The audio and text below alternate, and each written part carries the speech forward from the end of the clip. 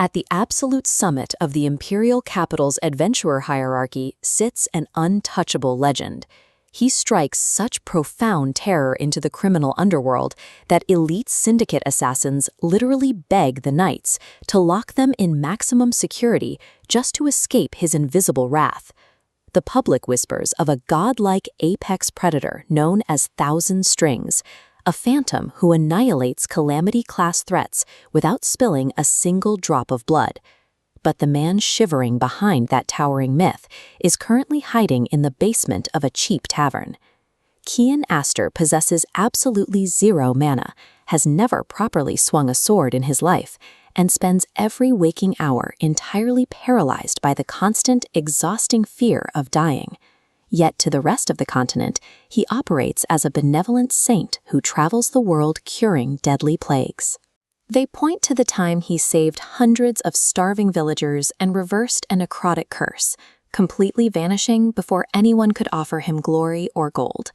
In truth, he was sprinting away in sheer panic because a clumsy 12-year-old girl bumped into him, accidentally dropping his incredibly expensive temperature-regulating nap pendant in the dirt. When he avoids the public eye, the Adventurers Association reveres him as an unfathomable tactical mastermind.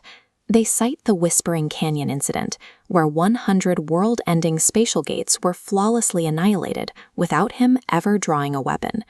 Military officials concluded he spent months secretly acquiring hyper-specific flawed crystals to construct an impossibly complex spatial vacuum. He actually bought a bag of literal broken garbage to get a ruined merchant to stop crying, and accidentally spilled it on the ground while trying to take a quiet nap. Every desperate attempt he makes to run away only forces his rank higher, culminating in a solid gold level 8 badge pinned directly to his chest. That rank is a legal draft notice, giving the Emperor authority to throw him straight into the path of colossal dragons and rotting dark mages. He is flanked by a squad of fiercely loyal, overpowered prodigies. What happens when these lethal monsters finally realize the master they worship is a powerless fraud? Discover how long one terrified man can bluff his way through a deadly fantasy world. Read My Certification Level Keeps Rising, but all I do is laze around on the WebNovel app.